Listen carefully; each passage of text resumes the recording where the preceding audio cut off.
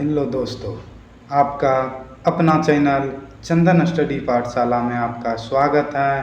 तो दोस्तों, मिशन रोजगार में आज अध्ययन करेंगे साइंस प्लस जीके के टॉप 40 ललन टॉप प्रश्न जो विभिन्न प्रतियोगी परीक्षा में बार बार पूछे जाते हैं और आने वाले एग्जाम ग्रुप डी एवं एनटीपीसी के लिए तो ये प्रश्न रामबाण साबित होंगे।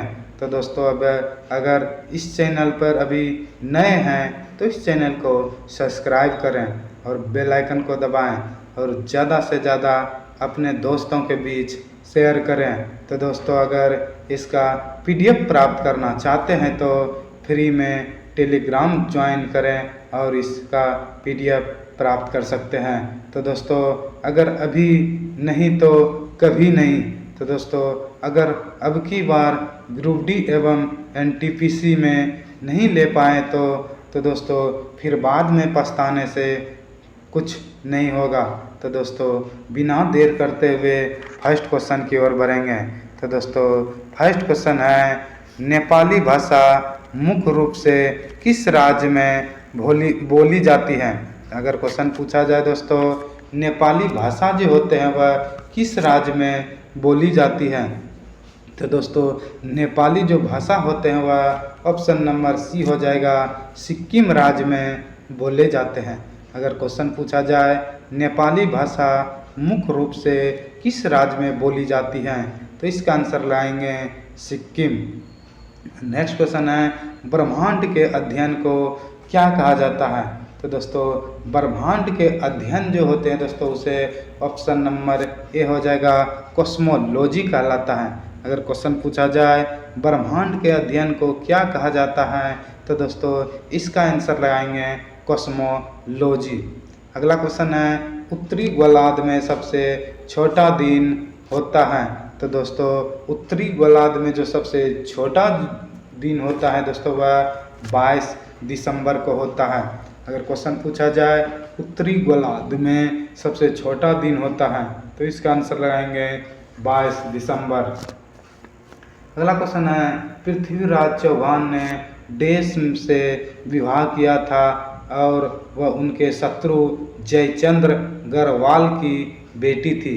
तो दोस्तों, अगर क्वेश्चन पूछा जाए पृथ्वी चौहान ने किससे शादी की थी तो इसका आंसर लगाएंगे दोस्तों ऑप्शन नंबर सी हो जाएगा। इसका आंसर हो जाएगा दोस्तों ऑप्शन नंबर सी, संयुक्ता से शादी की थी। अगला क्वेश्चन है, राज्यसभा में अधिकतम सदस्यों की संख्या कितनी होती है। तो दोस्तों, राज्यसभा में जो अधिकतम सदस्य होते हैं वह ऑप्शन नंबर सी हो जाएगा, 250 होते हैं। अगर क्वेश्चन पूछा जाए राज्यसभा में अधिकतम सदस्यों की संख्या कितनी होती है तो इसका आंसर लगाएंगे 250 होते हैं। अगला क्वेश्चन है, हमारे राष्ट्र ध्वज में स्थित चक्र किस बात का प्रतिनिधित्व करता है। तो दोस्तों, अगर क्वेश्चन पूछा जाए हमारे राष्ट्र ध्वज में जो चक्र होते हैं वह किसका प्रतिनिधित्व करता है तो दोस्तों इसका आंसर लगाएंगे दोस्तों गति। इसका आंसर हो जाएगा दोस्तों प्रगति। अगला क्वेश्चन है दोस्तों, ए लाइफ लेंस ऑर्डिनरी रू ए मेमोयर पुस्तक के लेखक कौन है। तो दोस्तों, ए लाइफ लेंस ऑर्डिनरी रू ए मेमोयर पुस्तक के जो लेखक है दोस्तों वह ऑप्शन नंबर सी हो जाएगा, बेबी हाल्डर हैं। अगला क्वेश्चन है, गरबा एक देश का लोक नृत्य है। तो दोस्तों, गरबा जो एक नृत्य है दोस्तों वह ऑप्शन नंबर सी हो जाएगा, गुजरात का एक प्रसिद्ध लोक नृत्य है। अगर क्वेश्चन पूछा जाए गुजरात का एक लोक नृत्य जो है दोस्तों वह क्या है तो दोस्तों इसका आंसर लगाएंगे गरबा जो है लोक नृत्य वह गुजरात का प्रसिद्ध नृत्य है। अगला क्वेश्चन है, किस भारतीय राज्य की जीडीपी सबसे अधिक है। तो दोस्तों, अगर क्वेश्चन पूछा जाए भारतीय राज्य की जीडीपी सबसे अधिक है तो इसका आंसर लगाएंगे दोस्तों महाराष्ट्र का जो जीडीपी है दोस्तों वह सबसे ज़्यादा है। अगला क्वेश्चन है, उत्तराखंड की राजधानी क्या है। तो दोस्तों, उत्तराखंड की जो राजधानी है दोस्तों वह ऑप्शन नंबर डी हो जाएगा देहरादून। अगर क्वेश्चन पूछा जाए उत्तराखंड की राजधानी क्या है, तो दोस्तों उत्तराखंड की जो राजधानी होता है वह देहरादून होता है। अगला क्वेश्चन है पृथ्वी की सबसे बाहरी परत को क्या कहा जाता है, तो दोस्तों पृथ्वी के जो सबसे बाहरी परत होते हैं दोस्तों उसे पपरी या क्रोड कहा जाता है। अगर क्वेश्चन पूछा जाए पृथ्वी के सबसे बाहरी परत को क्या कहा जाता है, तो दोस्तों इसका आंसर लगाएंगे पपरी। अगला क्वेश्चन है गौतम बुद्ध की मृत्यु के तत्काल बाद किस बौद्ध परिषद को आयोजित किया गया था, तो दोस्तों गौतम बुद्ध की मृत्यु के तत्काल बाद जो बौद्ध परिषद की जो आयोजित किया गया था दोस्तों वह पहला बौद्ध परिषद आयोजित किया गया था। अगला क्वेश्चन है पंचायती राज व्यवस्था में एक मध्यवर्ती स्तर है जिसे देश के रूप में जाना जाता है, तो दोस्तों पंचायती राज व्यवस्था में जो एक मध्यवर्ती स्तर है दोस्तों उसे पंचायत समिति के रूप में जाना जाता है। अगला क्वेश्चन है गोवा का संसद सीट लोकसभा की संख्या कितनी है, तो दोस्तों गोवा में जो दोस्तों लोकसभा सीट जो है दोस्तों वह 2 हैं। अगर क्वेश्चन पूछा जाए गोवा के जो संसद सीट होते हैं दोस्तों वह कितनी है, तो दोस्तों गोवा में जो लोकसभा की सीट है दोस्तों वह 2 हैं। अगला क्वेश्चन है चाणक्य चौंठ के लेखक कौन है, तो दोस्तों चाणक्य चौथ के जो लेखक हैं वह अश्वनी सांधी हैं। अगर क्वेश्चन पूछा जाए चाणक्याज चौनट के लेखक कौन है, तो इसका आंसर लगाएंगे अश्वनी सांधी। नेक्स्ट क्वेश्चन है निम्न में से किसे अजैविक पर्यावरण के एक भाग के रूप में नहीं माना जाता है, तो दोस्तों अजैविक पर्यावरण के एक भाग के रूप में जो नहीं माना जाता है दोस्तों उसे पौधे को नहीं माना जाता है। अगला क्वेश्चन है स्विफ्ट प्रोग्रामिंग भाषा को किन कंपनी ने विकसित किया था, तो दोस्तों स्विफ्ट प्रोग्रामिंग भाषा जो होते हैं दोस्तों जो कंपनी ने विकसित किया था इसका आंसर हो जाएगा एप्पल कंपनी ने विकसित किया था। अगर क्वेश्चन पूछा जाए स्विफ्ट प्रोग्रामिंग भाषा जो होते हैं दोस्तों वह किस कंपनी के द्वारा विकसित किया गया था, तो दोस्तों एप्पल के द्वारा विकसित किया गया था। अगला क्वेश्चन है समावेशी विकास किस पंचवर्षीय योजना का उद्देश्य था, तो दोस्तों यह 11वीं पंचवर्षीय योजना का उद्देश्य था। अगला क्वेश्चन है भिलाईपुर, दुर्गापुर तथा राउरकेला के हरित इस्पात संयंत्रों की स्थापना किस पंचवर्षीय योजना के दौरान की गई थी, तो दोस्तों भिलाई, दुर्गापुर तथा राउरकेला के जो हरित इस्पात संयंत्र का जो स्थापना किया था दोस्तों वह ऑप्शन नंबर ए हो जाएगा दूसरी पंचवर्षीय योजना के दौरान स्थापित किए गए थे। अगला क्वेश्चन है देश सरकार में अंतिम निर्णय लेने की शक्ति लोगों द्वारा चुने हुए प्रतिनिधियों के पास होनी चाहिए, तो दोस्तों यह ऑप्शन नंबर डी हो जाएगा लोकतांत्रिक होनी चाहिए। अब दोस्तों 20 जो क्वेश्चन थे दोस्तों वह जीके के थे, अब 20 जो है दोस्तों वह साइंस के मोस्ट इम्पोर्टेंट क्वेश्चन है दोस्तों।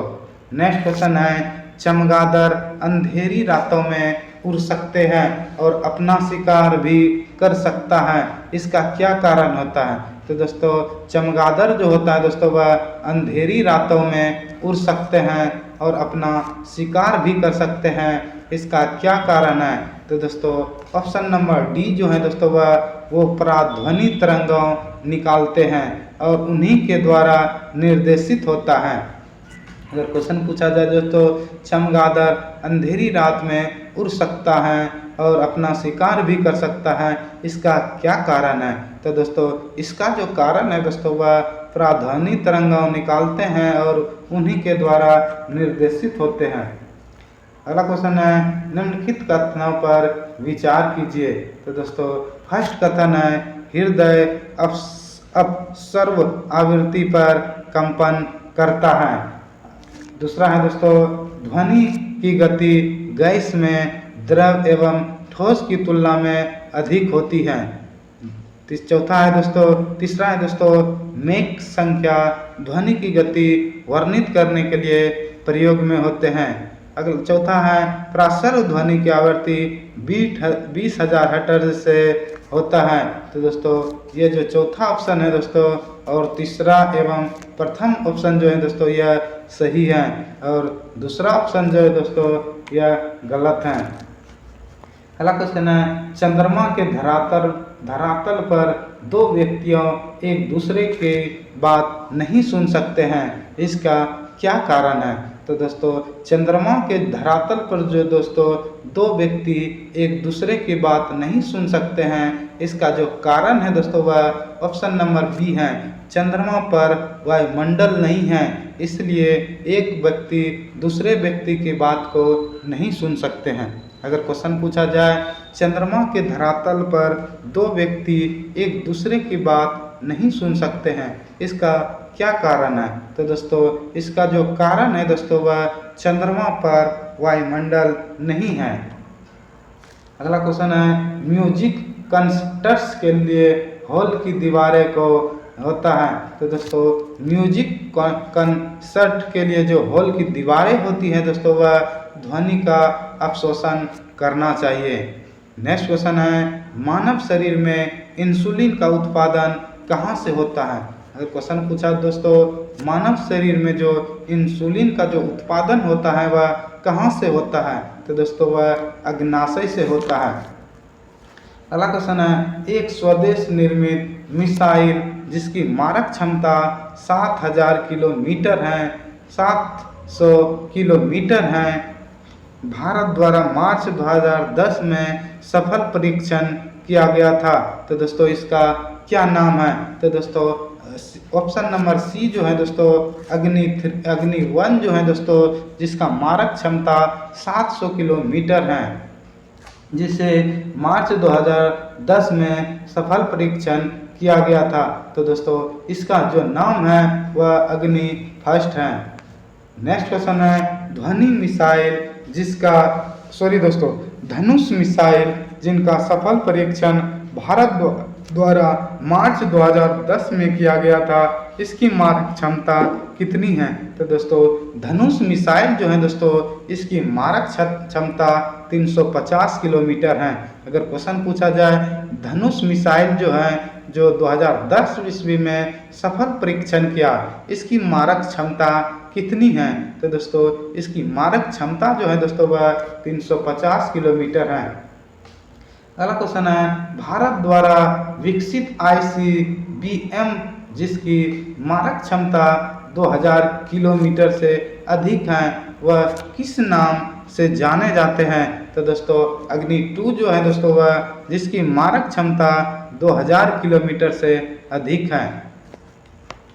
नेक्स्ट क्वेश्चन है दोस्तों निम्नलिखित युगों में कौन सा एक सही सुमेलित नहीं है? तो दोस्तों सही जो सुमेलित नहीं है दोस्तों वह देखेंगे अर्जुन जो होता है दोस्तों वह स्वदेश निर्मित प्रमुख युद्ध टैंक है, ये तो दोस्तों सही है। नेक्स्ट है फाल्कन जो है दोस्तों रूस द्वारा भारत को उपलब्ध कराई गई क्रूज मिसाइल है। तो दोस्तों फाल्कन जो होता है दोस्तों यह रूस के द्वारा उपलब्ध कराए गए मिसाइल नहीं है, यह दोस्तों इजराइल के द्वारा प्राप्त होता है। तो दोस्तों बी नंबर जो ऑप्शन है दोस्तों यह गलत है। तीसरा जो है दोस्तों सारस स्वदेश निर्मित नागरिक यात्री वायुयान है। तो दोस्तों यह भी ऑप्शन सही है। नेक्स्ट है ऑपरेशन सीबर्ड कारवार में भारतीय नौसेना का नया अड्डा है। तो दोस्तों ये भी ऑप्शन सही है। अगला क्वेश्चन है किस गुणधर्म के कारण पानी से भरे बर्तन में डुबोई गई छड़ी मुरी प्रतीत होती है?